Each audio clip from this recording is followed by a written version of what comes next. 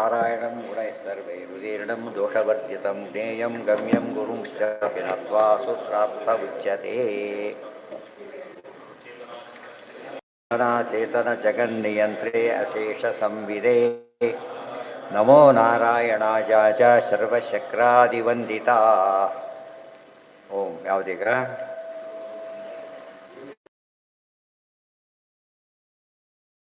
ಪ್ರವಿಶ ಮಾಯಾತಿ ನ ಚ ವೈಯರ್ಥ್ಯ ಪಿತೃಶರೀರಗಮನೆ ಮಾತರಂ ಇತಿ ಈಶತ್ ಅದಾಯ್ತು. ನ ಚ ಪಿತುಃ ಸಕಾಶಾತ್ ಅನ್ಯತೋ ವಾ ಔದರ್ಯಗರ್ಭಸ್ಥ ಶರೀರಮೇವ ಪ್ರವೇಷ್ಟುಂ ಉಪಪತ್ತೇಃ ಯೋನಿಪ್ರವೇಶಾಭಾವೇತಿ ವಾಚ್ಯಂ. ಯೋನಿದ್ವಾರೇಣ ದೇಹಂಚ ಪ್ರಾಪ್ನೋತಿ ಪ್ರಾಯಶೋ ನರಃ ಇತಿ ವಚನಾತ್ ಸಾಮಾನ್ಯತೋ ಗತ್ಯಂತರಾಭಾವಾತ್.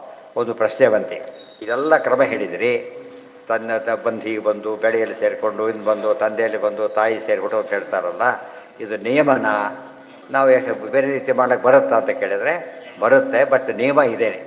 ಅದು ಎಕ್ಸೆಪ್ಷನ್ ನಾವು ಅಷ್ಟೇ. ಆದ್ದರಿಂದ ಈ ರೀತಿ ನಾವಿರಬೇಕು. ಕೆಲವರು ಇದ್ದಾರೆ, ಅದು ದೃಷ್ಟಾಂತ ಇದು ರಾಯರು ಬರಿಬೇಕಾದ್ರೆ ದೃಷ್ಟಾಂತ ಕೊಡ್ತಾರೆ. ಕೆಲವರು ಇದ್ದಾರೆ ಅವ್ರಿಗೆ ಅಡ್ವಾಸ ಮಾಡೋದೇ ಇಲ್ಲ, ಯಾರೋ ಒಳಗೆ ಕೂತಿರ್ತಾರೆ, ಇವನು ಆಮೇಲೆ ಪ್ರವೇಶ ಮಾಡ್ತಾರೆ. ಆಗ ಅವನು ಇದೆಲ್ಲ ಪ್ರೊಸೀಜ್ ಮಾಡೋಕ್ಕೆ ಆಗಲಿಲ್ವಲ್ಲ ಅಂತ ಕೇಳಿದ್ರೆ ಎಕ್ಸೆಪ್ಷನ್, ಅದನ್ನು ಡೋಂಟ್ ವರಿ ಅಂತ. ರಾಯರು ಬರೀಬೇಕಾದ್ರೆ ಆಚಾರ್ಯ ಸಾಕ್ಷಿ ಅಂತ ಬರೀತಾರೆ. ಕವಿಯಲ್ಲಿ ಬರೀಬೇಕಾದ್ರೆ ತತ್ವ ಭಾವಬೋಧದಲ್ಲಿ ಬರೀಬೇಕಾದ್ರೆ ಭಾವದೀಪದಲ್ಲಿ ಈ ಮಾತು ಹೇಳ್ತಾರೆ. ಮತ್ತು ಅದಕ್ಕೆ ಮತ್ತು ಕೋಟ್ ಮಾಡ್ತಾರೆ. ಮತ್ತೆ ಹೇಳೋದಷ್ಟೇ ಅಲ್ಲ, ನಮ್ಮ ಗುರುಗಳೇ ಹಾಗೆ ಅಂತ ಹೇಳಿಬಿಟ್ಟು ಅದಕ್ಕೆ ಆಧಾರ ಮಧ್ವಜ ಕೋಟ್ ಮಾಡ್ತಾರೆ. ಅವು ನಿಷ್ಕಾಸಯನ್ ಪರವಸವು ವಿಷ ಅದು ಕೋಟ್ ಮಾಡಿಬಿಟ್ಟು ಮಧ್ವಜ ಕೋಟ್ ಮಾಡಿ ಹೇಳ್ತಾರೆ. ಇದೆಲ್ಲ ತಿಳ್ಕೊಂಡ್ರೆ ಕೆಲವು ಎಕ್ಸೆಪ್ಷನ್ಗಳಿದೆ. ಉದಾಹರಣೆಗೆ ದ್ರೋಣಾದಿಗಳೆಲ್ಲ ಏನು ಹೇಗೆ ಹುಟ್ಟಿದ್ರು ಅವರು? ದ್ರೋಣರು ಅಗಸ್ತ್ಯರಲ್ಲ, ಇವರು ದ್ರೋಣ ಸಂಭವರು, ಅವರು ಕುಂಭ ಸಂಭವರು. ತಾಯಿ ಇಲ್ಲೇ ಇಲ್ಲ, ತಂದೆ ಇಲ್ಲದೆ ಹುಟ್ಟಿದವರಿಲ್ಲ, ತಂದೆ ಬೇಕೇ ಬೇಕು. ಆದರೆ ತಾಯಿ ಇಲ್ಲದೆ ಹುಟ್ಟಿದವರಿದ್ದಾರೆ. ಬಟ್ ಅಂಥವರೆಲ್ಲ ಎಷ್ಟು ವೆರಿ ರೇರ್ ಅದು. ಈ ಆಚಾರದಂತೂ ಯುನೀಕ್. ಅರ್ಥ ಆಯ್ತಾ? ದೇವ್ರದ್ದು ಏನೂ ಇಲ್ಲೇ ಇಲ್ಲ, ದೇವರಿಗೆ ಅಪ್ರಾಕೃತ. ಅಂದರೆ ಇವೆಲ್ಲ ಜನರಲ್ ನಿಯಮ ಹೇಳ್ತಾರೆ. ಅದು ಹೊರತು ಎಲ್ರಿಗೂ ಕೂಡ 84 ಲಕ್ಷ ಅವೆಲ್ಲ ಕೂಡ ಎಲ್ರಿಗೂ ಅಪ್ಲಿಕಬಲ್ ಅಲ್ಲ. ತುಂಬ ಜನಕ್ಕೆ ಅಪ್ಲಿಕಬಲ್ಲೇ, ಬಟ್ ಎಕ್ಸೆಪ್ಷನ್ ಇದ್ದೇ ಇದ್ದ. ಮತ್ತು ದೇವತೆಗಳ ಅವತಾರ ಮಾಡಿ ಬಂದು ಎಲ್ಲ ಜನ ಮುಗಿಸ್ಕೊಂಡು ಹೊರಟ್ಬಿಡ್ತಾರೆ. ಈ ಪ್ರೋಸೆಸ್ ಯಾವುದೂ ಬರೋದೇ ಇಲ್ಲ ಅವರಿಗೆ. ಆಚಾರ್ಯಂತೂ ಯಾವುದೂ ಅಪ್ಲಿಕಬಲ್, ಯಾವುದೂ ಬೇಕಿಲ್ಲ, ಎಲ್ಲ ಬೈಪಾಸ್ ಮಾಡಿದವರು. ವಿಶೇಷ ಇವತ್ತಿರ್ತಾರೆ ಎಲ್ಲರಿಗೂ ಈ ಪಾಸ್ಗೂ ಇಲ್ಲಿ ಬಂದು ಟಿಕೆಟ್ ಅಲ್ಲಿ ಕಳಿಸ್ತಾರೆ. ಚೀಫ್ ಗೆಸ್ಟನ್ನ ಹಾಗೆ ಬನ್ನಿ ನೀವು ಕಳಿಸ್ತಾರೆ. ಅವ್ರಿಗೆ ಹೋದ ದಾರಿದೆ ಎತ್ತೆ ಹೋದ್ರೆ ಹೋಗಿ ಅಂತ ಇದು ಮೇನ್ ಎಲ್ಲಂದು ಪಾಸ್ ಮಾಡಿ ಮುಂದಕ್ಕೆ ಹೋಗ್ತಾರೆ. ಗೌರವನ ಕರ್ಕೊಂಡು ಹೋಗ್ತಾರೆ. ಇವ್ರನ್ನ ತಳ್ತಾರೆ, ಅವ್ರ ಗೌರವ ಕರ್ಕೊಂಡು ಹೋಗ್ತಾರೆ. ಆಮೇಲೆ ವಿಶೇಷ ಕಾರಣ ದೇವ ವಿಶೇಷಾಜ್ಯ ನಿರೀಶ್ಯತೆ ಸಾಮಾನ್ಯ ಜನನಂ ಚೈವ ನೃಣಾಂ ಸಾಮಾನ್ಯ ಹೇತುತಃ ಇತಿ ವಚನಾಚ್ಯ. ಆದ್ದರಿಂದ ವಿಶೇಷ ಕಾರಣಗಳಿಂದಾಗಿ ವಿಶೇಷವಾಗಿ ಅವತಾರವನ್ನು ಮಾಡ್ತಾರೆ. ಇದು ಎಲ್ಲರಿಗೂ ಅಲ್ಲ. ಸಾಮಾನ್ಯ ಜನನಂಚೈವ ನೃಣ, ಉಳಿದವರಿಗೆಲ್ಲ ಸಾಮಾನ್ಯ ಪ್ರೊಸೀಜರೇ ಅಪ್ಲಿಕಬಲ್ಲೇ ಹೊರತು ಇದಲ್ಲ. ಸಾಮಾನ್ಯ ಹೇತುತ 1, 2, 3 ಕ್ಲಾಸ್ ಇದೆ. ಎಕ್ಸ್ಟ್ರಾರ್ಡಿನರಿ ಬ್ರಿಲಿಯಂಟ್ಗೆ ಏನು ಮಾಡ್ತಾರೆ? ಬರ್ತಾರೆ. ಎಲ್ಲರಿಗೂ ಅಲ್ಲ, ಎಲ್ಲರಿಗಿಟ್ಟು ಅದು ಕೋರ್ಸ್ ಹಾಕಿರ್ಬೇಕಾಗಿ 1, 3, 5 ಹಾಗೆ ಇಟ್ಬಿಡ್ಬೋದು. ಅಷ್ಟು ಆಗಿಲ್ಲ, ಪ್ರೂವ್ ಮಾಡ್ತಾನೆ ಇದರಲ್ಲಿ. ಅದೆಲ್ಲ ಹೇಳ್ತಾ ಹೋಗ್ಬಿಡ್ತಾರೆ. ಒಂದು ಪರ್ಪಸ್ಸೇ ಇಲ್ಲ, ಮುಂದೆ ಆಟೋ ಬಿಟ್ಟಿದ್ದಾರೆ. ಅವಾಗ ಏನು ಮಾಡ್ತಾರೆ? ಕೆಲವು ಸತ್ಯ ಹೀಗೆ ಮಾಡಿದವರು ಇದ್ದಾರೆ. ಯಾವುದೋ ದೊಡ್ಡ ದೊಡ್ಡ ವಿದ್ವಾಂಸರು ಇರ್ತಾರೆ, ಯಾವುದೇ ಕಾಲೇಜಲ್ಲಿ ಕೋರ್ಸ್ ಏನು ಮಾಡಿರೋದಿಲ್ಲ ಅವರು. ಬಟ್ ಅವರ ರೂಲ್ಸ್ ಪ್ರಕಾರ ಏನಿರಬೇಕು? ಕ್ವಾಲಿಫಿಕೇಷನ್ ಇರಬೇಕು ಅವರಿಗೆ. ಸುಮ್ಮನೆ ಕಾಣಿಕೆ ಕೊಡ್ಲಿಕ್ಕೆ ಯಾರು ಬೇಕಾದ್ರೂ ಕೊಡ್ಬೋದು. ಸಂಬಳ ಕೊಟ್ಟು ಇಟ್ಕೋಬೇಕಾದ್ರೆ ಏನಾಗಿರ್ಬೇಕು ಅವರು? ಆ ಥರ ದೊಡ್ಡ ವಿದ್ವಾಂಸರು ಎಲ್ಲ ಹೋದ ಕಾಲಕ್ಕೆ ಅವ್ರನ್ನ ಇಲ್ಲೇ ಪಾಠ ಹೇಳಿಕೊಡಿ ಅಂತ ಕೇಳ್ತಾರೆ. ಒಬ್ಬರ ರೂಲ್ಸ್ ಪ್ರಕಾರ ಬರೋದಿಲ್ಲ. ಏನು ಮಾಡ್ತಾರೆ ಅವರು? ಒಂದು ಎಮರ್ಜೆನ್ಸಿ ಯಾವುದೋ ಒಂದು ಮಾಡಿಬಿಟ್ಟು ಅವರು ಅರ್ಹರು ಅಂತ ತೀರ್ಮಾನ ತಗೊಂಡು ಕೊಟ್ಬಿಡ್ತಾರೆ. ಅದನ್ನು ಸಮಿತಿ ಒಪ್ಪಬೇಕು ಅಂತ. ಅದನ್ನು ಅವರು ಅಕ್ಸೆಪ್ಟ್ ಮಾಡ್ತಾರೆ. ಅವ್ರು ಹೇಳ್ತಾರೆ ಎಲ್ಲ ಕಂಡು ನಮಗಿಂತ ಜಾಸ್ತಿನೇ ಇದ್ದಾರೆ ಅವರು ಅಂತ ಹೇಳಿದಾಗ ಪರೀಕ್ಷೆ ಮಾಡಲಿಕ್ಕೆ ಬರೋದಿಲ್ಲ, ಅಷ್ಟು ಬೇರೆ ಇದ್ದಾರೆ ಅವರು. ಅಂಥವ್ರ ಬಗ್ಗೆ ಯಾರು ಕೇಳಕ್ಕೆ ಹೋಗೋದಿಲ್ಲ. ಅದು ಎಕ್ಸೆಪ್ಷನ್ಗಳು. ಅದು ಉಳಿದವರಿಗೆಲ್ಲ ಹೇಳಬೇಕಾಗಿಲ್ಲ. ಇದು ಶ್ರೀಮದ್ ಆನಂದತೀರ್ಥ ಭಗವತ್ಪಾದಾಚಾರ್ಯ ವಿರಚಿತೆ ಶ್ರೀಮದ್ ಬ್ರಹ್ಮಸೂತ್ರಾನುವ್ಯಾಖ್ಯಾ ನ್ಯಾಯವಿವರಣೆ ತೃತೀಯಾಧ್ಯಾಯಸ್ಯ ಪ್ರಥಮ ಪಾದ. ಯಾವ ಪಾದ ಇದು? ಪ್ರಥಮ ಪಾದ. ಸರಿ, ಯಾವುದು? ಸರಿ, ಅಧ್ಯಾಯದ ಹೆಸರಾಯಿತು, ಪಾದದ ಹೆಸರಿದು ವೈರಾಗ್ಯ ಪಾದ. 16 ಪಾದಗಳ ಹೆಸರನ್ನು ಹೇಳು ಅಂತ ಕೇಳಿದ್ರೆ ಹೇಳಬೇಕಲ್ಲ ಅವರು. ಪಾದಗಳು ಬಂದು ಎಲ್ಲಿ ಮೂರು ಹಾಕೋದು ಅದೆಲ್ಲ ಕಾಲ ಯಾವ್ದು ಹೇಳಬೇಕಲ್ಲಿ? ಯಾವ ಹೆಸರಿದೆ ಅದು? ಮಧ್ಯ ಪಾದಕ್ಕೆ ಸಮಾನ ಇದೆ, 2ನೇ ಪಾದಕ್ಕೆ ಏನಿದೆ, 3ನೇ ಪಾದಕ್ಕೆ ಏನು, ಪ್ರತಿ 16 ಪಾದ ನೆನಪಿಟ್ಕೊಂಡ್ರೆ ಅನುಕೂಲ ಏನು ಗೊತ್ತಾ? ಕಂಟೆಂಟ್ಸು ಕರೆಕ್ಟಾಗಿ ಬರೋದು. ಏನು ಆಲ್ರೆಡಿ ಗೊತ್ತಾಗುತ್ತೆ. ಇದೆಲ್ಲ ಮಾಡಬೇಕು ರಫ್ಲಿ ಒಂದಷ್ಟಿಂದ ಭಾಷೆ ಚಿಂತನೆ ಮಾಡಿದಾಗ ಚಿಂತನೆ ಗೊತ್ತಾಯ್ತು. ಅಧ್ಯಾಯ ಕ್ರಮ ಚಿಂತನೆ ಒಂದು, ಪಾದಕ್ರಮ ಚಿಂತನೆ ಇನ್ನೊಂದು, ಅಧಿಕರಣ ಚಿಂತನೆ, ಸೂತ್ರ ಚಿಂತನೆ, ಈ ರೀತಿ ಮಾಡಿದಾಗ ಪರ್ಫೆಕ್ಷನ್ ಜಾಸ್ತಿ ಬರೋದು. ನೀಟಾಗಿ ಗೊತ್ತಿರಬೇಕಲ್ಲ. ನಾವು ಬಸ್ಸಲ್ಲಿ ಕೂತಿರ್ತೀವಿ, ಯಾವ ಎಲ್ಲೋ ಇದ್ರ ಹುಬ್ಬಳ್ಳಿ ಟಿಕೆಟ್ ತೊಗೊಂಡಿದ್ದಾರೆ, ಈ ಬೆದ್ದಕ್ಕಿದ್ದಾಗ ಏನು ಬಂದ್ಬಿಡ್ತು, ಮದ್ದೂರು ಬಂದುಬಿಡ್ತು. ಏನು ಮಾಡ್ತಾರಾಗ ದಾರಿ ತಪ್ಪಿ ಹೋಗಿದೆ ಅಂತ ಹೇಳ್ಬಿಟ್ಟು ಅದು ದಾರಿನೇ ಇಲ್ಲ. ಅಕಸ್ಮಾತ್ ಬೇರೆ ಎಲ್ಲ ಇಲ್ಲ ಅದು ಬೇರೆ ನಾವು ನೋಡಿ ಹೇಳೋದು ಆ ಥರ ಸರಿ ಇಲ್ಲೇ ಇದೆ ಇನ್ ಬಿಟ್ವೀನ್ ಇದ್ದೀವಿ ಅಂದರೆ ಯೋಚನೆ ಇಲ್ಲ. ಪೂರ್ತಿ ಬೇರೆ ದಾರಿ ಆದರೆ ಅವರು ಗಾಬರಿ ಅಂತೂ ಬರೆದು ಅರ್ಜೆಂಟ್ ಇದ್ರಂತೂ ಪಂಜಿತ ಆಗಿರ್ತವೆ. ಈಗ ಎರಡನೇ ಪಾದ ಏನಂತಂದ್ರೆ ಅದಕ್ಕೆ ಭಕ್ತಿಪಾದ. ಇಷ್ಟೆಲ್ಲ ವೈರಾಗ್ಯ ಬಂದಮೇಲೆ ಏನು ಮಾಡಬೇಕು, ಅಲ್ಲಿಗೆ ನಿಂತು ಹೋಗ್ಬಿಟ್ರೆ ಸೂಸೈಡ್ ಮಾಡ್ಕೊತಾನೆ ಅಷ್ಟೇ. ಭಕ್ತಿಪಾದ ಇವನು ಆ್ಯಕ್ಟಿವ್ ಆಗಿ ಬೇರೆ ಹೋಗ್ತಾನೆ. ಏನದು ಪಶ್ಚಾದೃಷ್ಟೇ ಸ್ವಪ್ನ ವಿಷಯಸ್ಯ ಅಸತ್ವಂ ನ ವಾಚ್ಯಂ. ಸ್ವಪ್ನದ ಪರದಲ್ಲೇನೆ ದೇವ್ರ ಬಗ್ಗೆ ಏನು ಹೇಳಬೇಕಾಗಿದೆ. ಈಗ ದೇವರು ಭಾರಿ ಮಹಾಮಹಿಮ ಅಂತ ಹೇಳಬೇಕು, ಸ್ವತಂತ್ರ ಅಂತ ಹೇಳಬೇಕು. ಅದಕ್ಕೆ ಇಲ್ಲಿ ಹೇಳಿದ್ರೆ ಬಿಡ್ರಿ ನಾವು ಅವ್ನು ಕೊಟ್ಟ ಇವ್ರು ಕೊಟ್ಟು ಶುರು ಮಾಡಿಬಿಡ್ತಾರೆ. ಸ್ವಪ್ನದಲ್ಲಿ ಬೇರೆ ರೋಲ್ ಇಲ್ಲ. ಈಗ ಅದು ದೃಷ್ಟಾಂತ ಕೊಡ್ತಾರೆ. ನೀನು ಕನಸು ಬಿತ್ತೋ ಇಲ್ಲಪ್ಪ, ಕೆಟ್ಟ ಕನಸು ಬಿದ್ದಿದೆಯಾ, ಇಷ್ಟಪಟ್ಟಿದ್ಯಾ ನೀನು, ಬಿತ್ತೋ ಇಲ್ಲೋ, ಅದು ಅನುಭವಿಸಿದ್ಯೋ ಇಲ್ಲ ನೀನೀಗ. ಜೋರಾಗಿ ಕೂಗಿದ ಪಕ್ಕದವ್ರಲ್ಲ ರೆಕಾರ್ಡ್ ಕೂಡ ಆಗಿರುತ್ತೆ. ಕೆಲವರು ರೆಕಾರ್ಡ್ ಮಾಡ್ಕೊಬಿಡ್ತಾರೆ ಕೆಲವೆಲ್ಲ ಜೋರ ಸ್ವಪ್ನ. ಅದೊಂದು ಹಿಂದೆ ಬೇರೆ ಥರ ಮುಂಪರು ಪರೀಕ್ಷೆ ಇದ್ದಾಗ ಆಗಿರ್ತವೆ. ಸರಿಯಲ್ಲ, ಅದು ಹೊರಡಬೇಕು. ಆದ್ದರಿಂದ ಅಸ್ವಾತಂತ್ರ್ಯ ಗೊತ್ತಾಗುತ್ತೆ. ಆಗ ಸ್ವಾತಂತ್ರ್ಯದಲ್ಲಿ ಭಕ್ತಿ ಬರುತ್ತೆ. ಅದಕ್ಕಾಗಿ ಭಕ್ತ್ಯರ್ಥಂ ಭಗವನ್ ಮಹಿಮೋಕ್ತಿ ಅಂತ ಆಚಾರ್ಯ ಭಾಷ್ಯ ಅದಕ್ಕೆ. ಈಗ ಪಶ್ಚಾದೃಷ್ಟೇ ಸ್ವಪ್ನ ವಿಷಯಸ್ಯ ಅಸತ್ವಂ ನ ವಾಚ್ಯಂ. ಆಮೇಲೆ ಕಾಣೋದಿಲ್ಲ ಆದ್ದರಿಂದ ಸ್ವಪ್ನದಲ್ಲಿ ಕಂಡಿದ್ದು ಸತ್ಯ ಅಲ್ಲ ಅಂತ ಅವನು ಹೇಳಿದ. ಅದಕ್ಕೆ ಹೇಳ್ತಾ ಇವತ್ತು ಅಧಿಕರಣಕ್ಕೆ ಅರ್ಥನೇ ಬರೆದವರಿದ್ದಾರೆ. ಅಧಿಕರಣ ಅಲ್ಲ ಅಂತ ಹೇಳೋ ಅಧಿಕರಣ ಅದು. ಏನಾದ್ರು ಸುಳ್ಳಲ್ಲ ಅಂತ ಹೇಳೋ ಅಧಿಕರಣಕ್ಕೆ ಸುಳ್ಳು ಅಂತ ಅರ್ಥ ಬರೆದು ಭಾಷೆಗಳೇ ಉಂಟು. ಅಶಕ್ಯ ಕರಣಾಶಕ್ತಿಮತ್ವಾದೀಶ್ವರಸ್ಯ ಸಂಸ್ಕಾರೇಣ ಸೃಷ್ಟ್ವಾ ಪುನಃ ಸಂಸ್ಕಾರ ಮಾತ್ರ ಆಪಾದ್ಯ ತಸ್ಯಾಪಿ ತಿರೋಧಾನೋಪಪತ್ತೇಹೇ. ಪರಮಾತ್ಮ ಅಚಿಂತ್ಯ ಶಕ್ತಿಯಿಂದ ಮಾಡ್ತಾನೆ. ಇನ್ನೂ ಹೇಳೋದಾದರೆ ಅದು ನಮ್ಮ ಸ್ಕ್ರೀನ್ ಇದ್ದಾಗೆ, ಸಿನಿಮಾದಲ್ಲಿ ಸ್ಕ್ರೀನ್ ಕಾಮನ್. ಬಟ್ ಅವನೇನು ಮಾಡ್ತಾರೆ, ಬಿಡ್ತಾನೆ, ಆಮೇಲೆ ತೆಗೆದು ಬಿಡ್ತಾನೆ, ಹೋಗ್ತಾನೆ. ಸ್ಕ್ರೀನ್ ಹಾಗೆ ಹೊಡೆದಿರೋದು.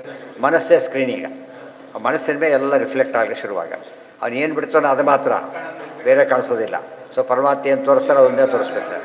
ಪಟ್ಟು ಸಿನಿಮಾ ಅಂದರೆ ಕನಸುಗಳೇ, ಸಿನಿಮಾ ನಾಟಕಗಳೆಲ್ಲ ಅದು ವಾಸನಾಮಯ ಅಂದರೆ ಏನೀಗ ಶೂಟ್ ಮಾಡಿರ್ತಾರೆ, ಶೂಟ್ ಮಾಡಿಬಿಟ್ಟು ಅದನ್ನು ರಿಲೀಸ್ ಮಾಡ್ತಾರೆ ಅಷ್ಟೇ. ಅವನಿಲ್ಲೇ ಇಲ್ಲ, ಸತ್ಯ ಹೋಗ್ಬಿಟ್ಟಿದೆ ಅಷ್ಟೋ ಸತ್ಯ.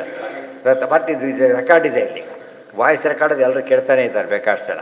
ಇದು ಆ ಥರ ರೆಕಾರ್ಡ್ ಇರೋದ್ರಿಂದ ಸಮಸ್ಯೆ ಬರೋದಿಲ್ಲ. ಇದು ಸತ್ಯ ಹಾಗಿದ್ರೆ ಸುಳ್ಳು ಅಂತ ಹೇಳಬೇಕಷ್ಟೇ. ಇವತ್ತೆಲ್ಲ ರೆಕಾರ್ಡ್ ಸುಳ್ಳು ಹೇಳ್ತಾರೆ, ಸುಳ್ಳು ಅಂಥೇಳಿ. ಅವ್ರು ಮಾತಾಡಿದ್ದು ಹೌದು, ಅವರದೇ ಮಾತಿದ್ದು, ಅವರು ಈಗಿಲ್ಲ ಅಂದರೆ ಅನಿತ್ಯತ್ವ ಬಂತು. ಯಾವುದಕ್ಕೆ? ವ್ಯಕ್ತಿಗೆ ಅನಿತ್ಯತ್ವ ಬಂತು. ಸ್ವಪ್ನಕ್ಕೆ ಅನಿತ್ಯತ್ವ ಹೇಳಿ, ಮಿಥ್ಯಾತ್ವ ಹೇಳಬಾರ್ದು. ವ್ಯತ್ಯಾಸನೂ ಹೇಳಿ ತಪ್ಪಲ್ಲ, ಅದು ಮಿಥ್ಯಾ ಅಂತ ಹೇಳಬಾರ್ದು. ಹೌದು, ಸಂಸ್ಕಾರ ಮಾತ್ರ. ಪರಮಾತ್ಮ ಏನು ಮಾಡಿ ಸಂಸ್ಕಾರ ಸೃಷ್ಟಿ ಮಾಡಿಬಿಟ್ರೆ ಸಂಸ್ಕಾರಕ್ಕೆ ವಾಪಸ್ ಹಾಕಿಬಿಡ್ತಾರೆ. ಮತ್ತೆ ರೀಲ್ ಸುತ್ಕೊಂಡ್ಬಿಡುತ್ತೆ, ಮುಗಿದೋಗುತ್ತೆ. ಎಲ್ಲ ರೀಲ್ ಸೇರಿದೆ ಅದೆಷ್ಟು ಕೂಡ. ತಸ್ಯಾಪಿ ತಿರೋಧಾನ ಅಂದರೆ ಕೊಡೋದು ಅವನೇ, ತೋರಿಸೋದು ಅವನೇ, ತಿರೋಧಾನ ಮಾಡೋದು ಅವನೇನೆ. ಆದ್ದರಿಂದ ಜಾಗ್ರತ್ವ ಪ್ರತೀತಿ ಮಾತ್ರಸ್ಯ ಭ್ರಮತ್ವ.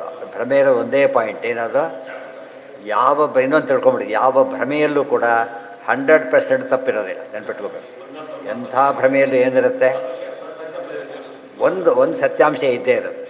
ಶುಕ್ತಿ ನೋಡಿ ರಜತ ಅಂತ ತಿಳ್ಕೊಂಡ್ರೆ ರಜತ ಸುಳ್ಳು, ಶುಕ್ತಿ ಸತ್ಯ. ಗೊತ್ತಾಯ್ತಾ? ಮತ್ತು ಏನು ನಿಜ ಆಗಿದ್ರೆ ಭ್ರಮೆಯವರು ಇಲ್ಲಿ ಶುಕ್ತಿ ಇರ್ಬೋದಾ ಅಂದ್ಕೊಳ್ಳೋದಿಲ್ಲ. ಯಾಕೆ? ಅಧಿಷ್ಠಾನನೇ ಇಲ್ಲ, ಸಾದೃಶ್ಯನೇ ಇಲ್ಲ. ಇದು ಭಾರಿ ಇವೆಲ್ಲ ಎಷ್ಟು ದೊಡ್ಡ ಕಾಣಿಕೆ ಆಚಾರದು ಅಂದರೆ, ಸರಿಯಾಗಿ ಓದೋರಿಗೆ ಮೆಟಾಫಿಸಿಕಲ್ ಟ್ರೂತ್ಗಳು ಇವೆಲ್ಲ. ಅದನ್ನು ಇವತ್ತು ಅಲೆಗಳದು ಬಿಟ್ಟು ಅವರು ಇಲ್ಲ ಅಂದರೆ ಇಲ್ಲ.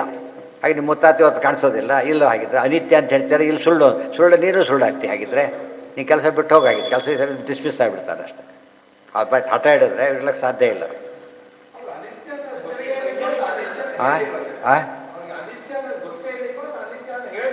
ಅನಿತ್ಯ ಪದ ಉಪಯೋಗಿಸ್ತಾರೆ ಕೆಲವು ಕಡೆಗೆ. ಗೊತ್ತಿಲ್ಲ ಅಂತಲ್ಲ. ಹಾಗಿದ್ರೆ ಗೊತ್ತಾದ್ಮೇಲೆ ಬಿಟ್ಬಿಡ್ಬೇಕಾಗಿತ್ತು. ಗೊತ್ತಿಲ್ಲದೆ ಉಪಯೋಗಿಸಿದ್ರೆ ಏನು ಮಾಡಬೇಕಿತ್ತು? ಬಿಟ್ಬಿಡ್ಬೇಕಾಗಿತ್ತು. ಗೊತ್ತಾಯ್ತಾ? ಅದರಿಂದ ಮಾಡೋಕ್ಕೆ ಬರೋದಿಲ್ಲ. ಅಂದರೆ ಯಾರು ನಮಗಿಂತ ದೊಡ್ಡವರು ತಕ್ಷಣ ಅವರಲ್ಲಿ ಏನು ಬರುತ್ತೆ ನಮ್ಮಲ್ಲೀಗ? ಆಧಾರ ಬಂದರೆ ಅದು ಪರಮ ಅಯೋಗ್ಯ. ಸೆಂಚುರಿ ಹೊಡೆದಾಕ್ಬಿಟ್ಟ. ಏನು ಮಾಡಬೇಕಾಗ? ಒಳ್ಳೆ ಪ್ಲೇಯರ್ ಅಂತ ಒಪ್ಪಲೇಬೇಕು. ಪರ್ಸನ್ ಬ್ಯಾಡ್ ಇರ್ಬೋದು. ಎಷ್ಟೋ ಜನ ಅವ್ರು ಏನೋ ಕುಡುಕರು ಏನೋ ಆಗಿಬಿಟ್ಟಿರ್ತಾರೆ, ಅದೆಲ್ಲ ಕೇಳೋದಿಲ್ಲ. ಏನು ಮಾಡ್ತಾರೆ ಅವರು? ಒಳ್ಳೆ ಪ್ಲೇಯರ್. ಯಾವ ಡ್ರಗ್ಸಿಗೆ ತೊಗೊಂಡ್ರೆ ಅಲೋ ಮಾಡೋದಿಲ್ಲ ಅಷ್ಟೇ ಹೊರತು ಇದು ಗುಡ್ ಪ್ಲೇಯರ್. ಅದು ಉಳಿದ ಯಾರಿಗೆ ಅವಾರ್ಡ್ ಕೊಡಬೇಕಾದ್ರೂ ಕೂಡ ಅದು ಎಫಿಷಿಯಂಟ್ ನೋಡ್ತಾರಷ್ಟೇ. ಆದರೆ ಈ ಫೀಲ್ಡಿಗೆ ಬಂದಾಗ ಮಾತ್ರ ಸಾಲ್ದು. ಅಧ್ಯಾತ್ಮಕ್ಕೆ ಬಂದಾಗ ಮಾತ್ರ ಬರೀ ಹೇಳಿದರೆ ಸಾಲ್ದು. ಏನಿರ್ಬೇಕು, ಅವರು ಫಾಲೋ ಮಾಡ್ಕೊಂಡು ಅವರೇ ಫಾಲೋ ಮಾಡ್ಕೊಂಡಿರ್ಬೇಕು. ಇದು ಇಂಟ್ರೆಸ್ಟಿಂಗ್. ಬೇರೆ ಎಲ್ಲದರಲ್ಲಿ ಅವ್ರು ಸರಿ ಮಾಡಿಬಿಟ್ರೆ ಅವ್ನು ಯಾವರಪ್ಪ ಅವನು ಏನೋ ಮಾಡ್ಕೊಂಡಿರ್ತಾನೆ, ಕುಡಿದು ಬಿತ್ತಿರ್ತೀವಿ ಹೆಸರನ್ನು ಕರ್ಕೊಂಡು ಮಾಡಿಸಿ ಅಂತಾರೆ ಹೊರತು ಕುಡಿದವ್ರು ಕರ್ಕೊಬೇಡಿ ಅಂತ ಹೇಳೋದಿಲ್ಲ. ಈಗ ಮಾಡ್ಬೇಕಾದ್ರೆ ಕುಡಿದೇ ಹೋದರೆ ಸಾಕಷ್ಟೇ ಹೊರತು ನಮ್ಮ ಕೆಲಸ ಅದೆಲ್ಲ ಬೇಕೇ, ನಮಗೆ ಇರಲೆವೆಂಟ್ ಅದು ಬೇಕಾದಷ್ಟೇ. ಇದು ಹಾಗಲ್ಲ. ಗುರುತ್ವಾದಿಗಳು ಬರ್ಬೇಕಾದ್ರೆ ಏನಾಗಿರಬೇಕು, ಯಾವಾಗಲೂ ಮೇಂಟೈನ್ ಮಾಡಬೇಕು. ಪುನಃ ಸಂಸ್ಕಾರ ಮಾತ್ರ ನಚ ಅವಿಜ್ಞಾನ ಮಾತ್ರೇಣ ಸ್ವಪ್ನ ಪ್ರತೀತ್ಯ ಜ್ಞಾನಶಕ್ತಿಯವ ಸ್ವಪ್ನತಿರೋಧಾನ ಈಶೇನೇತಿ ವಾಚ್ಯಂ. ಆಗ ಮುಂದಿನ ಪ್ರಶ್ನೆ ಈಗ ಆಗಲಿ ಬಿಡಿ, ಇಷ್ಟೆಲ್ಲ ಹೇಳ್ಕೊತೀರಿ, ಒಪ್ಕೊಂಡ್ಬಿಡೋಣ. ಸ್ವಪ್ನ ದೇವರು ತೋರಿಸ್ತಾನೆ. ಇದು ಹೇಳೋದಕ್ಕೆ ಅವನೇ ಹಾಕಬೇಕು, ಹೇಳೋದು ನಾವೇ ನಡೆಸೋದು ಅಂತ ಹೇಳ. ಅರ್ಥ ಆಯ್ತಾ? ಎರಡೀಗ ನಿದ್ರೆಯಿಂದ ಎಬ್ಬಿಸ್ಲಕ್ಕೂ ನಾವೇ ಸರಿ, ನಾವು ಸ್ವಪ್ನ ಕಾರಣಕ್ಕೂ ನಾವೇ ಸರಿ, ಎರಡಕ್ಕೂ ಒಂದೇ ಉತ್ತರ. ಅಥವಾ ಪ್ರಭೋದು ಅಸ್ಮಾತ್. ಇಲ್ಲ, ಎಚ್ಚರ ಬರೋದು ಭಗವಂತ. ಯಾವುದರಿಂದ? ನಿದ್ರೆಯಿಂದ ಎಚ್ಚರ, ಸ್ವಪ್ನದಿಂದ ಎಚ್ಚರ. ಕೆಟ್ಟ ಕನಸು ಒದರ್ತಿರ್ತಾನೆ, ಹೇಳ್ತಾ ಯಾರೋ ಬಂದು ಪಡೆದು ಎಬ್ಬಿಸ್ತಾನೆ, ಯಾರೋ ಅಲ್ಲ ಒಳಗಿಂತ ಎಬ್ಬಿಸ್ತಾನೆ ಪರಮಾತ್ಮ. ಎಷ್ಟು ಪಡೆದ್ರು ಎಡದೇ ಇರ್ಬೋದು ಅವನು. ಎಬ್ಬಿಸೋ ಶಕ್ತಿ ಯಾರಿಗಿದೆ? ಪರಮಾತ್ಮನಿಗೆ ಮಾತ್ರ ಇದೆ. ಅಂದರೆ ಯಾರು ಸೃಷ್ಟಿಕರ್ತ ಅವನೇ ಲಯಕರ್ತನೂ ಆಗ್ತಾನೆ. ಜನ್ಮಾದಿ ಯಶ್ಯೇತ. ಕನಸಿನ ಮಟ್ಟಿಗೆ ಕೂಡ ಜನ್ಮಾದಿಗಳೆಲ್ಲ ಪರಮಾತ್ಮನ ಅಧೀನ. ಅದು ಕಾಣಿಸೋದು, ತೋರಿಸೋದು, ಇರಿಸೋದು, ಭಯ ಹುಟ್ಟಿಸೋದು, ಜ್ಞಾನ ಏನೇನೋ ಇದೆ ಅದರೊಳಗೆ. ಕೊನೆಗೆ ಎಬ್ಬಿಸೋದು ಎಲ್ಲ ಯಾರ ಕೈಲಿದೆ? ಅವ್ರ ಕೈಲೇ ಇದೆ. ಹಾಂ, ಹೌದು, ಅದೇ ಹೇಳ್ತಿರೋದು. ಸ್ವಪ್ನ ಶಬ್ದಕ್ಕೆ ಎರಡು ಅರ್ಥ. ಸ್ವಪ್ನ ಶಬ್ದಕ್ಕೆ ನಿದ್ರೆ ಅಂತನೂ ಅರ್ಥ, ಸ್ವಪ್ನ ಅಂತನೂ ಅರ್ಥ. ಈ ಅಧಿಕರಣ ಎರಡಕ್ಕೂ ಅರ್ಥ. ಸ್ವಪ್ನ ಕೊಡೋನೂ ದೇವರು, ಸ್ವಪ್ನ ಕಾಣಿಸೋನೂ ದೇವರು, ಆಮೇಲೆ ನಿದ್ರೆ ಕೊಡೋನೂ ದೇವರು, ಎಬ್ಬಿಸೋದು ದೇವರು, ಇದು ದೇವರು. ಎಷ್ಟು ನಿದ್ರೆಯೊಳಗೆ ಎಷ್ಟು ಜನ ಸತ್ತಿಲ್ಲ? ಲಕ್ಷಾಂತರ ಜನ ಸಾಯ್ತಾರೆ ಅಂತ ಗೊತ್ತಾ? ಲಕ್ಷಾಂತರ ಜನ ಸಾಯ್ತಾರೆ ನಿದ್ರೆಯೊಳಗೆ. ಇದೆಲ್ಲ ನಡೀತಾ ಇರುತ್ತೆ. ಅಂದರೆ ಹೇಳೋಕ್ಕೆ ಶಕ್ತಿ ಇದ್ದಿದ್ರೆ ಎದ್ದು ಸಾಯ್ಬೋದಾಗಿತ್ತು. ಸ್ವಲ್ಪ ಹೊತ್ತು ಎದ್ದು ಸ್ವಲ್ಪ ಹೇಳಿ ಸಾಯೋದಿಲ್ಲ, ಹೋಗ್ಬಿಟ್ಟಿರ್ತಾರೆ.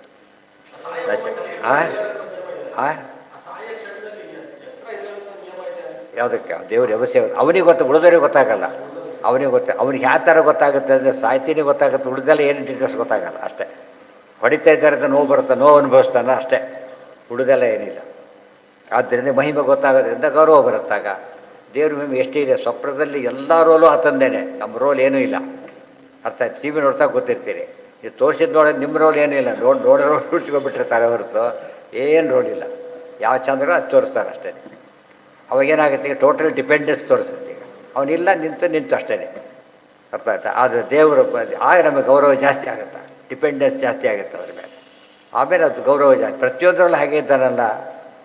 ನೋಡಪ್ಪ, ಸ್ವಪ್ನದಲ್ಲಿ ಅರ್ಥ ಆಯ್ತಾ ನಿನಗೆ, ನಿದ್ರೆಯಲ್ಲಿ ಅರ್ಥ ಆಯ್ತಾ, ಜೀವನದಲ್ಲೂ ಹಾಗೇನೆ, ಎದ್ದಾಗಲೂ ಹಾಗೇನೆ. ಅಂದಮೇಲೆ ಯಾರು ಅಲ್ಟಿಮೇಟ್ ಆದರೆ ಈಗ ದೇವರು. ಭಕ್ತಿ ಬಂದೇ ಬರಬೇಕಾಗ. ಅರ್ಥ ಆಯ್ತಾಗ? ನೀವು ಬಾಸಿಗೆ ನೀವು ಗೌರವ ಕೊಡ್ತೀರಲ್ಲ ಆಫೀಸ್ನಲ್ಲಿ, ಇಲ್ಲ ಕೆಲಸ ಬಿಡಬೇಕಾದ್ರೆ ಗೌರವ ಕೊಡ್ಬೇಕಲ್ಲ. ಇಲ್ಲದವ್ರು ಇರೋಕ್ಕೆ ಸಾಧ್ಯ ಇಲ್ಲ. ಅದು ಮಿನಿಮಮ್ ಕಂಡೀಷನ್. ಅದು ಕೆಲಸ ಮಾಡ್ಕೊಂಡು ಗೌರವ ಕೊಡೋದಿಲ್ಲ, ಅವನು ದೊಡ್ಡ ಅಪರಾಧ. ಎಷ್ಟೇ ಎಫಿಷಿಯೆಂಟ್ ಇರ್ಬೋದು ಅವನು disobedient to the seniors superiors ಅಂತ ಹೇಳಿದರೆ ಅವ್ನ ಕೆಲಸ ಇರೋಕ್ಕೆ ಸಾಧ್ಯ ಇಲ್ಲ. ಅದ್ರ ಭಕ್ತಿ, ಅದೇ ಭಕ್ತಿ. ರೆಸ್ಪೆಕ್ಟಿಂಗ್ ದಿ ಎಲ್ಡರ್ಸ್ ಇದೆಯಲ್ಲ, ಅದೇ ಭಕ್ತಿ ಅನ್ನೋ ಶಬ್ದಕ್ಕೆ ಇನ್ನೇನು ಅರ್ಥ ಅಲ್ಲ ಅಷ್ಟೇ. ಹಾಂ ಸರಿ ಸರಿ, ಹೌದು ಹೇಳ್ತಾನೆ. ಹೌದು ಇವಾಗ ಅವನಿಗೆ ಕೇಳಿಸೋದು, ನೋಡೋದು, ಎಚ್ಚರ ಕೊಡೋದು ಯಾರ್ದಿದೆ? ಈಗ ಡೆಡ್ ಬಾಡಿ ಬಿದ್ದಿದೆ, ಸರ್ಕೊಳ್ಳುತ್ತೆ, ಹಾವು ಬರ್ತಾರೆ. ಯಾಕೆ? ಪ್ರಾಣದೇವರಿಲ್ಲ, ದೇವರಿಲ್ಲ. ಇಲ್ಲದೇ ಇದು ಆಟೋಮೆಟಿಕ್ ಆಗೋದಾದರೆ ಅದು ಹೇಳೋದು ಹಾಗೆ ಮೂವ್ ಮಾಡಬೇಕು, ಯಾರೋ ಮಾತಾಡಬೇಕು, ಇದು ಮಾಡಬೇಕು. ಇಲ್ಲ, ಪ್ರಾಣ ವಿಷ್ಣು ಹರಿವಾಗಲಿಲ್ಲದೆ ಹೋದರೆ ರೆಸ್ಪಾಂಡ್ ಮಾಡೋಕ್ಕೆ ಬರೋದೇ ಇಲ್ಲ. ಆಯಿತಾ? ಡೆಡ್ ಫೋನ್ಗೆ ಏನು ಉತ್ತರ ಕೊಡ್ತಾರೆ? ಡೆಡ್ ಫೋನು ಆ ಥರ. ನಾವೇನಂತೀವಿ ರಾಕ್ಷಸ ಡೆಡ್ ಅಂತ ನಾವೇ ಅನ್ಕೊಂಡು ಸುಮ್ಮನೆ ಆಗ್ಬಿಡ್ತೀವಿ ಅಷ್ಟೇ ಹೊರತು ನಾವು ಡೆಡ್ ಅಂತವ್ರು ಹೇಳಿಲ್ಲ ಮಧ್ಯೆ. ಅದು I am dead, don't worry ಅಂತ ಹೇಳೋದಿಲ್ಲ. ಸತ್ತೋರು ಆ ಮಾತುಗಳು ಹೇಳಕ್ಕೆ ಬರೋಲ್ಲ. ಸತ್ತಿದ್ದೇರು ಬರ ಓಡಾಡಿಸ್ಬೇಡ್ರಿ ಅಂತ ಹೇಳಕ್ಕೆ ಬರೋದಿಲ್ಲ. ಅದು ಸ್ವಾತಂತ್ರ್ಯದ ಪರಾಕಷ್ಟೇ. ಆಯಿತಾ? ಅಲ್ಲಿಗೆ ಅಂದರೆ ಒಟ್ಟು ಏನಾಯ್ತಿದ್ದು ಎರಡೇ ಅಧಿಕಾರ. ಮೊದಲೇ ಅಧಿಕಾರಣ ಸ್ವಪ್ನದ ಬಗ್ಗೆ, ಎರಡೇದು ಎಚ್ಚರ ಅದೇ ಆಗುತ್ತೆ ಅಂತ ತಿಳ್ಕೊಳಕ್ಕೆ ಹೋಗಬೇಡ. ಎಬ್ಬಿಸ್ತಕ್ಕೂ ದೇವರು ಬೇಕೇ ಬೇಕು. ತದ್ಧನ್ಯತ್ವೇ ಜಡತ್ವಾತ್ ಕೈಬುತ್ತೇರ ಅಸ್ವಾತಂತ್ರ್ಯ. ಬೇರೆ ಇನ್ಯಾರು ಉಳಿದವರಿಗೆ ಸ್ವಾತಂತ್ರ್ಯ ಇಲ್ಲ, ಜಡಕ್ಕೆ ಕರ್ತೃತ್ವ ಇಲ್ಲ. ದೇರ್ಫೋರ್ ಯಾರಿಗೂ ಹೋಗ್ಬೇಕಂದ್ರೆ ದೇವರಿಗೂ ತಾನಂತೂ ಎಂಟ್ರಿನೇ ಇಲ್ಲ. ಇಲ್ಲೇನಾಗುತ್ತೆ? ಎಂಟ್ರಿ ಸಿಗುತ್ತೆ ಬೇರೆಯವ್ರಿಗೆ, ಯಾರಿಗಾದ್ರು ಜಾಗ್ರದ ಅವಸ್ಥೆಯಲ್ಲಿ. ದಾವದು ಕನ್ಫರ್ಮ್ ಇಲ್ಲಿ ಕನಸರಲ್ಲಿ ಯಾರೋ ಬಂದಿರ್ತಾರೆ ಹೊಡೆದಾಗ ಎದ್ದೋಗ ಹಿಡ್ಕೊಂಡು ಹೊಡ್ಲಿಕ್ಕೆ ಬರಲ್ಲ ನಾವು ಕಷ್ಟ ಹೊಡೆದಿದ್ದಾನೆ ಅಂತ ಹೇಳಕ್ಕೆ ಬರಲ್ಲ. ಯಾತಕ್ಕೆ? ಇಬ್ರಿಗೂ ಗೊತ್ತದು. ಅದೇ ರೀತಿಯೇ ಎಚ್ಚರದಲ್ಲೂ ಹಾಗೆ ತಿಳ್ಕೊಳ್ಳಿ. ಮುಖ್ಯ ರೋಲ್ ಯಾರ್ದಿದೆ? ದೇವ್ರದ್ದೇ. ಅದು ವಾಸನಾಮಯ, ಇದು ವಾಸನ, ಅಷ್ಟೇ ಡಿಫ್ರೆನ್ಸ್ ಹೊರತು ವಸ್ತುತ್ವ ಸತ್ಯ ಅಸ್ತಿತ್ವ ಇರೋದು ಎರಡಕ್ಕೂ ಇದೆ ಅಸ್ತಿತ್ವ. ಇದನ್ನು ನಮ್ಮ ಫೋಟೋ ತೋರಿಸಿ ನಮ್ಮಪ್ಪ ಅಂತ ಹೇಳ್ತಾರೆ ಯಾರು? ಇದು ನಮ್ಮ ಅಪ್ಪನ ಫೋಟೋ ಅಂತ ಯಾರು ಹೇಳ್ತಾರೆ? ನೋಡಿ ನಮ್ಮ ಅಪ್ಪ ಇವರೇ ಅಂತ ತೋರಿಸ್ತಾರೆ. ಅಷ್ಟೇ ಹೋದಲ್ಲ, ಇದು ನಮ್ಮ ಅಪ್ಪನ ಫೋಟೋ ಅದು ಯಾರು ತೋರಿಸಿದ್ದುಂಟ ನಿಮಗೆ? ಇಲ್ಲ. ಅದು ಮಾತುಗಳಲ್ಲಿ ಅರ್ಥ ಬಂದ್ಬಿಡುತ್ತೆ ಹಾಗೆ. ದೇವರ ಸ್ವಾತಂತ್ರ್ಯ ಗೊತ್ತಾಗಲಿ ಕನಸುಗಳು ನಮ್ಮದೇ. ಅಂದರೆ ಲ್ಯಾಬೊರೇಟ್ರಿ ಬೇಡ, ಪರಮಾತ್ಮ ತಾನೇ ಲ್ಯಾಬೊರೇಟ್ರಿ ಕೊಟ್ಬಿಟ್ಟಿದ್ದಾನೆ. ಹಾಗೆ ಯೋಚನೆ ಜಿಜ್ಞಾಸೆ ಮಾಡಬೇಕಷ್ಟೇ. ಹೌ ಇಟ್ ಹ್ಯಾಪಂಡ್ ಯೋಚನೆ ಮಾಡಬೇಕು. ಉತ್ತರ ಸಿಕ್ಕರೆ ಅದೇ ದೇವತೆ, ಅದೇ ತತ್ವಜ್ಞಾನ. ಮುಂದಿನ ನಾಳೆ ಒಂದು ನಿಮಗೆ ನೆನಪಂದರೆ ಸರಿ ಅಧಿಕರಣ ವಯಸ್ಸು ಸರಿ ಅರ್ಥ ಆಗ್ಬೇಕಾದ್ರೆ ನ್ಯಾಯವಿವರಣಕ್ಕೆ ಬಂದುಬಿಟ್ರೆ ಮುಗಿದೋಯ್ತು. ಸೂತ್ರವೇದ ಅರ್ಥ ಆಗ್ಬೇಕಾದ್ರೆ ಭಾಷ್ಯಕ್ಕೆ ಹೋಗ್ಬೇಕು. ಅಧ್ಯಾಯವನ್ನು ಕಣ್ತಿಡಿಬೇಕಾದ್ರೆ ಅನುಭಾಷ್ಯಕ್ಕೆ ಬರಬೇಕು. ಕಂಪ್ಲೀಟ್ ಪಟ್ಟಿ ಬರ್ಬೇಕಾದ್ರೆ ಅನುಭಾಷ್ಯಕ್ಕೆ ಬರಬೇಕು. ಆಯಾ ಗ್ರಂಥಗಳು ಈ ರೀತಿ ಆಚಾರ್ಯ ಗುರುಗಳು ಅಂತ ಯಾತಕ್ಕೆ ಹೇಳಬೇಕು ಅಂದರೆ ಬರೀ ಹೇಳೋದ್ರಲ್ಲೇ ಏನು ವ್ಯವಸ್ಥೆ ಮಾಡಿದ್ರು ಅವರು. ಪ್ರತಿಯೊಂದು ಗ್ರಂಥ ಬರೀಬೇಕಾದ್ರೆ ಶಿಷ್ಯರಿಗೆ ಏನು ಉಪಯೋಗ ಆ ರೀತಿಯೇ ಬರೀತಾ ಹೋಗ್ತಾರೆ. ನಿಮ್ಗೆ ಅರ್ಥ ಆಗಲಿ ಬಿಡಲಿ ಅಂತ ಪಾಠ ಮಾಡಿಬಿಟ್ರೆ ಕೆಲವು ಮೇಷ್ಟ್ರು ಇದ್ದರು ನಮ್ಮದ್ರಲ್ಲೆಲ್ಲ. ಒಂದು ಬೋರ್ಡ್ ಕಡೆ ತಿರುಗಿಬಿಟ್ರೆ ಬೆಲ್ಲ ಹೊಡೆಗೆ ತಿರುಗ್ತಾ ಇದ್ದಿದ್ದು. ಜನ ಹೋಗೋದು ಬರೋದು ನಡೆದೇ ಅಂತ ಹುಡುಗರೆಲ್ಲ. ಕೆಲವರು ಅಂದರೆ ಈಗ ಹೊಡ್ಸ್ಕೊಂಡು ಹೋದ್ರು ಮತ್ತೆ ಬರೀತಾರೆ. ಅಕ್ಷರೇ ನೋಡಿದೆ ನಾನು. ಇಡೀ ಕಣ್ಣೆತ್ಕೊಡೋರು ನೋಡಲ್ಲ. ಆ ಥರ ಇದ್ರು ಗುರುಗಳಲ್ಲ. ಇಂಟ್ರಾಕ್ಷನ್ ಇಲ್ಲದೆ ಹೋದರೆ ಏನೂ ಪ್ರಯೋಜನ. ಒಂದು ಬಾಯ್ತಾ ಬಂತ ನೋಡಿ ತೋರಿಸಿ ಹೇಳು ಕೊನೆ ಪಕ್ಷ ಇದನ್ನಾದ್ರು. ಇಲ್ಲೇ ಇಲ್ಲ, ಹಿಡ್ಕೊಂಡು ಬರಲಿಕ್ಕೆ ಶುರು ಮಾಡಿಬಿಟ್ರು ಅಂದರೆ ಈಗ ಹೋಗ್ತಾ ಇರ್ತದೆ. ಹಾಂ ಅಂದರೆ